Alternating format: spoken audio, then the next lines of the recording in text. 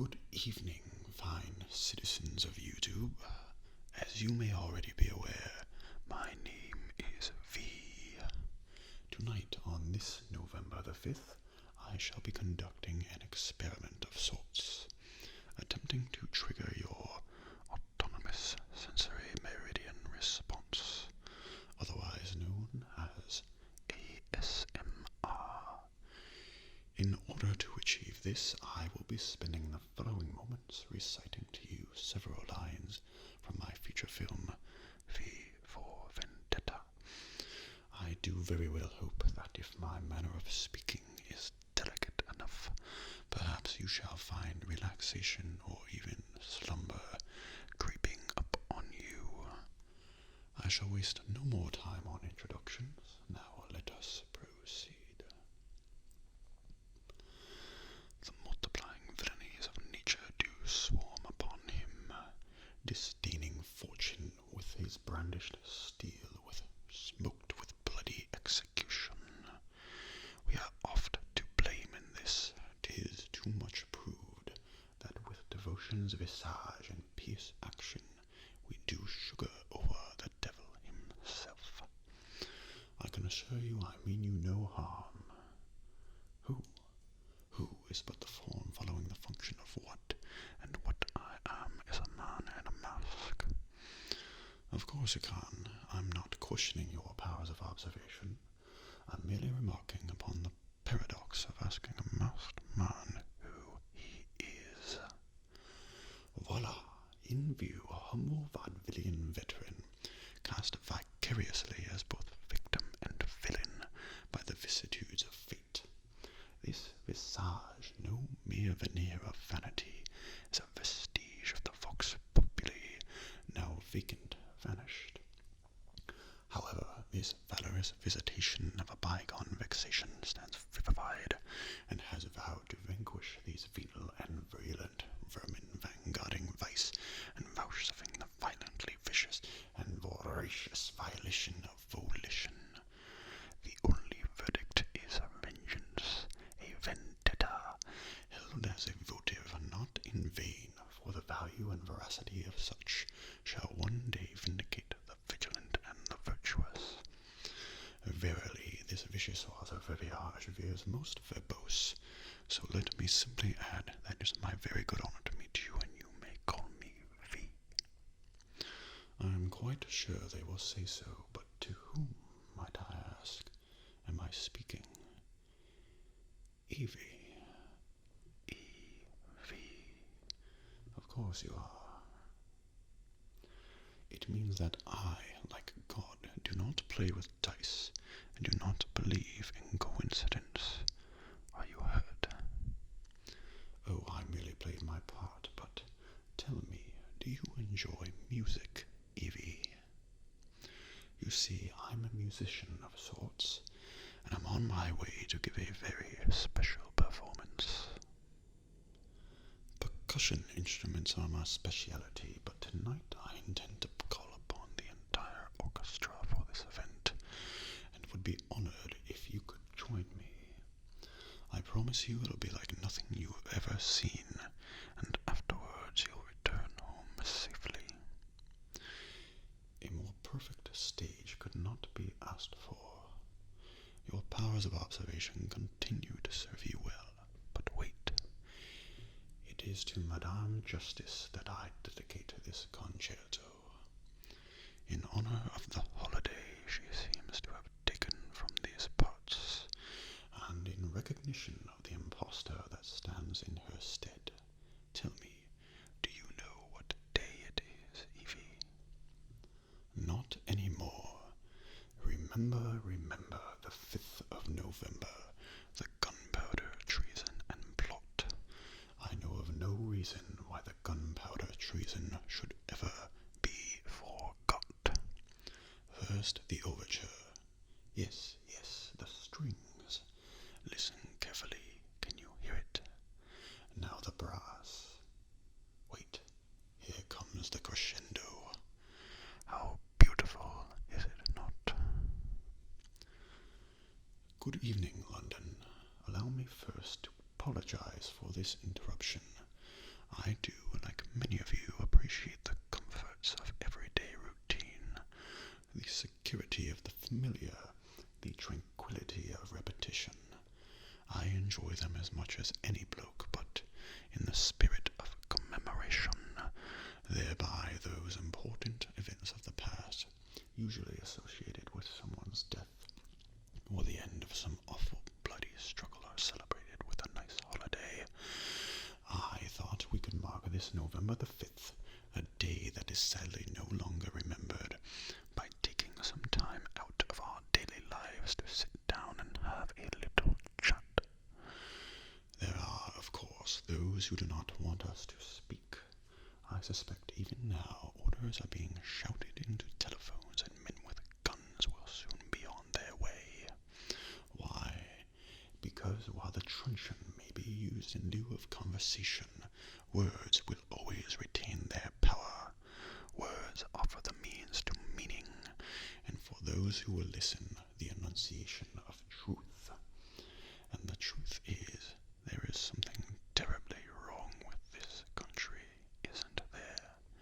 Cruelty and injustice, intolerance and oppression, and where once you had the freedom to object, to think and speak as you saw fit, you now have censors and systems of surveillance coercing your conformity and soliciting your submission.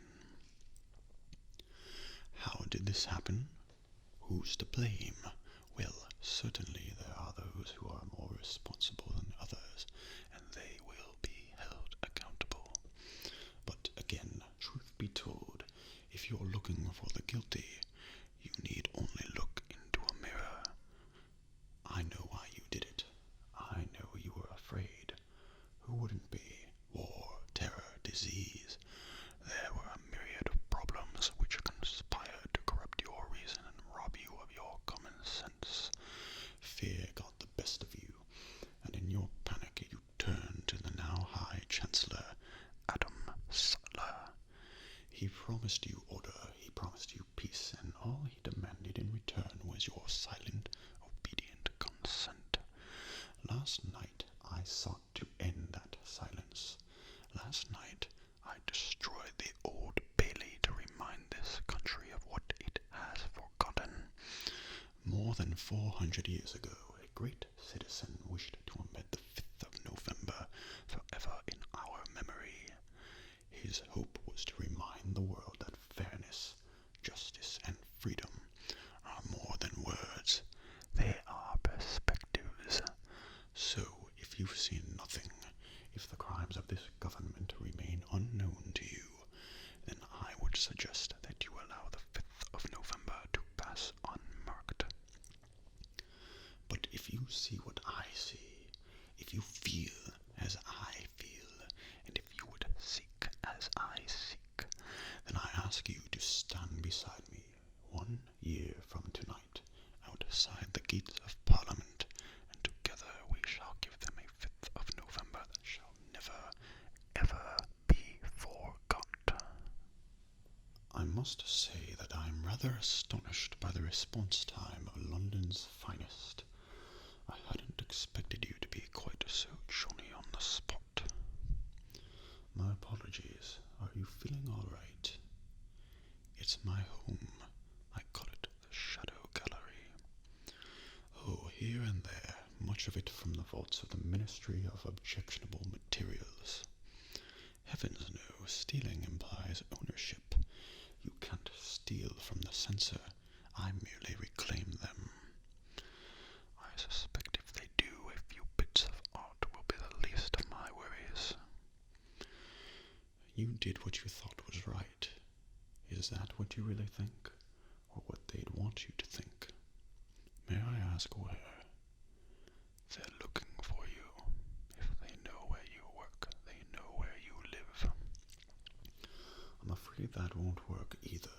You have to understand, Evie, I didn't want this for either of us, but I couldn't see any other way. You were unconscious and I had to make a decision. If I had left you there right now, you'd be in one of Creedy's interrogation cells.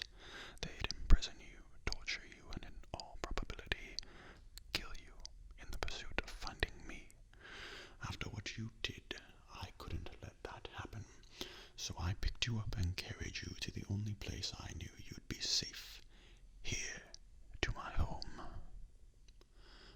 I'm sorry, but I can't take that risk.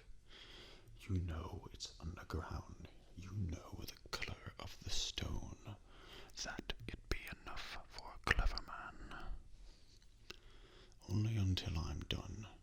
After the 5th, I no longer think it'll matter.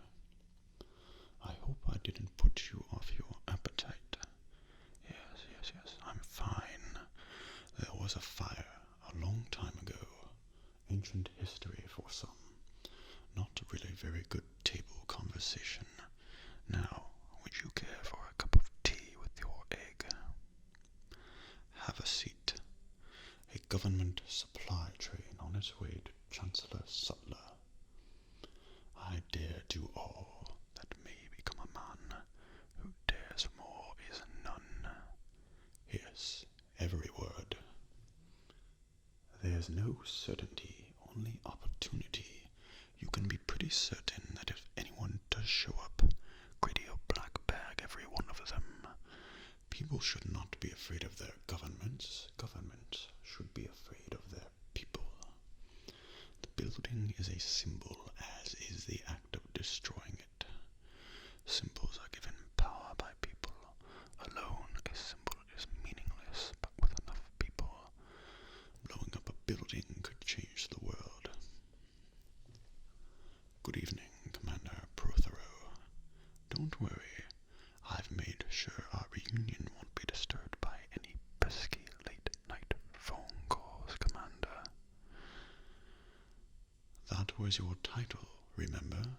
When we first met, all those years ago. You wore a uniform in those days. The ghost of Christmas past. My fat metal friend, Mondigo. My favorite film, The Count of Monte Cristo, with Robert Tonnant as Edmond Dantes. It is not my sword, Mondigo, but your past that disarmed you. It gets me every time, as only celluloid could deliver. Would you prefer a lie or the truth? Yes, I killed him. You're upset. I might have killed the fingermen that attacked you. I heard no objection. Violence can be used for good. Justice. There's no court in this country for men like Prothero. By the power of truth, I, while living, have conquered the universe. From Faust. It is, and speaking of the devil, I was wondering if your offer to help was still standing. It appears unforeseen circumstances have accelerated my original plan. As a result, I'm in need of someone with some theatrical skill. I believe you will. And thus I clothe my naked villainy with old art ends stolen forth from Holy Writ, and seem a saint when I most play the devil.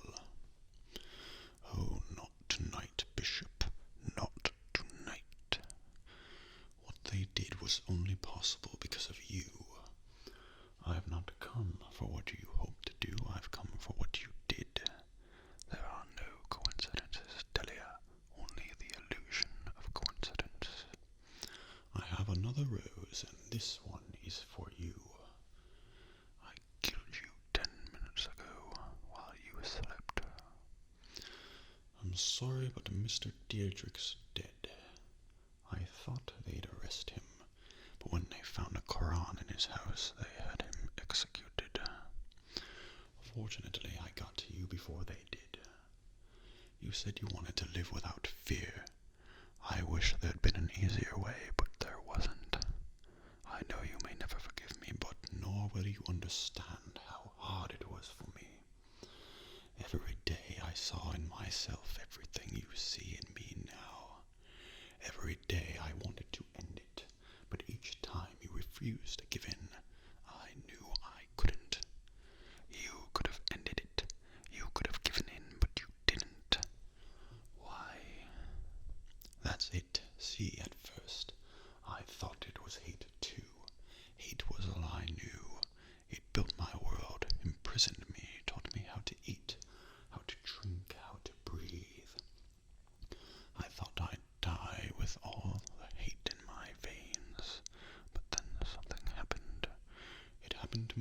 just as it happened to you. Your own father said that artists use lies to tell the truth. Yes, I created a lie, but because you believed it, you found something true about yourself. What was true in that cell is true now. What you felt in there has nothing to do with me. Don't run from it, Evie. You've been running your whole life. Listen to me, Evie. This may be the most important moment of your life. Commit to it. They took your parents from you.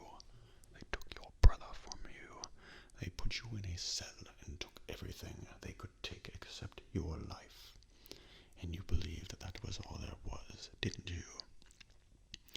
The only thing you had left was your life, but it wasn't. You found something else. In that cell you found something that mattered more to you than life. When they threatened to kill you unless you gave what they wanted, you told them you'd rather die. You faced your death, Evie. You were calm. You were still. Try to feel now what you felt then. There are 872 songs in here. I've listened to them all, but I've never danced to any of them. Well, you won't find any more locked doors here. May I show you something before you go? She wrote the letter just before she died, and I delivered it to you as it had been delivered to me. What was done to me created me is a basic principle of the universe, that every action will create an equal and opposing reaction. What was done to me was monstrous, and they created a monster. Evie, may I ask you for something? If I had one wish, I would wish to see you again, if only once, before the 5th. Thank you. Our story begins, as these stories often do, with a young up-and-coming politician. He is a deeply religious man and a member of the Conservative Party. He is completely single-minded and has no regard for the political process. Eventually, his party launches a special project in the name of national security. At first, it is believed to be a search for biological weapons, and it is pursued regardless of its cost. However, the true goal of the project is power, complete and total hegemonic domination. The project, however, ends violently, but the efforts of those involved are not in vain, for a new ability to wage war is born from the blood of one of their victims. Imagine a virus, the most terrifying virus you can, and then imagine that you and you alone have the cure. But if your ultimate goal is power, how best to use such a weapon? It is at this point in our story that along comes a spider. He is a man seemingly without conscience, for whom the ends always justify the means, and it is he who suggests that the target should not be an enemy of the country, but rather the country itself. 3 targets are chosen to maximize the effect of the attack: a school, a tube station, and a water treatment plant. Several hundred die within the first few weeks, until at last the true goal comes into view. Before the St. Mary's crisis, no one would have predicted the outcome of the elections. No one. But after the election, lo and behold, a miracle. Some believe that it was the work of God himself, but it was a pharmaceutical company controlled by certain party members that made them all obscenely rich. But the true genius of the plan was the fear. A year later, several extremists are tried, found guilty, and executed while a memorial is built to canonize their victims. Fear became the ultimate tool of this government, and through it our politician was ultimately appointed to the newly created position of High Chancellor. The rest, as they say, is history. Why do you think I'm still alive? Oh, I'm sure you would, but if you want that recording, you'll do what I tell you to do. Put Creedy under 24-hour surveillance. When I feel safe that he can't pick his nose without you knowing, I'll contact you again. Until then, cheerio. Sutler can no longer trust you, can he, Mr. Creedy? And we both know why. After I destroy Parliament, his only chance will be to offer them someone else, some other piece of meat. And who will that be? You, Mr. Creedy. A man as smart as you has probably considered this. A man as smart as you probably has a plan. That plan is the reason Sutler no longer trusts you. It's the reason why you're being watched right now. Why there are eyes and ears in every room of this house, and a tap on every phone. Oh, man as smart as you, I think, knows otherwise. Sutler, come now, Mr. Creedy. You knew this was coming.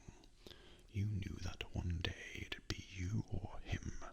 That's why Sutler's been kept underground for security purposes. That's why there are several of your men close to Sutler. Men that can be counted on. All you have to do is say the word. Me, if you accept, put an X on your front door, because it's the only way you're ever going to stop me. I didn't think you'd come. You look well. May I inquire as to how you've avoided detection? I have a gift for you, Evie, but before I give it to you, I'd like to ask you something. Would you dance with me? A revolution without dancing is a revolution not worth having. Evie, please, there is a face beneath this mask, but it's not me. I'm no more the face than I am the muscles beneath it, or the bones beneath them. Thank you. There isn't much time. I have something I must give you. It took nearly 10 years to clear the tracks and lay a bit of my own. Let me show you. Yes, it will if you want it to. This is my gift to you, Evie. Everything that I have.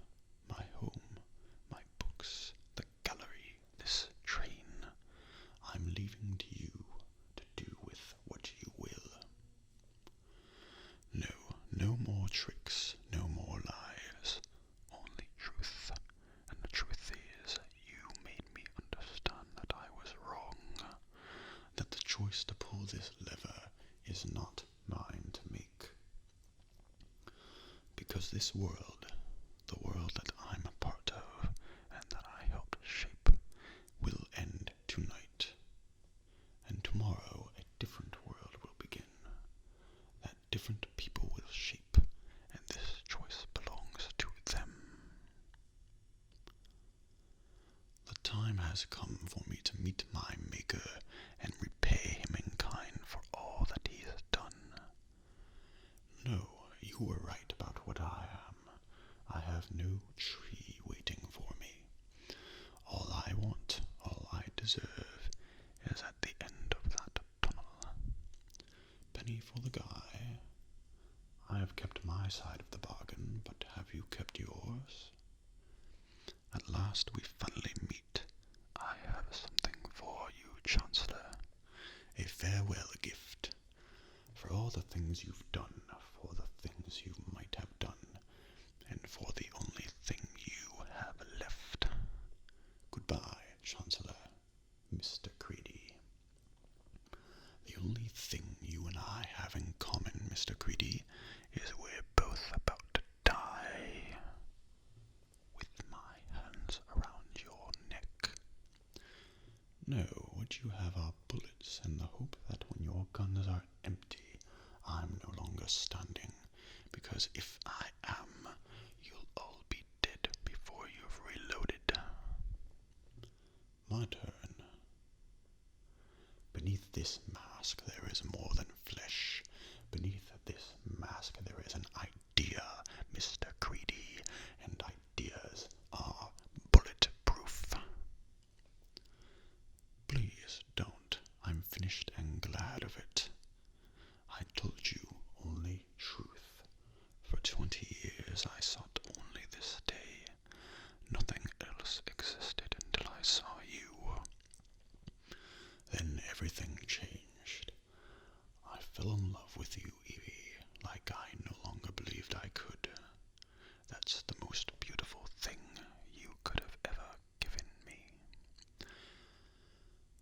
with those last words, this recording comes to an end. I do hope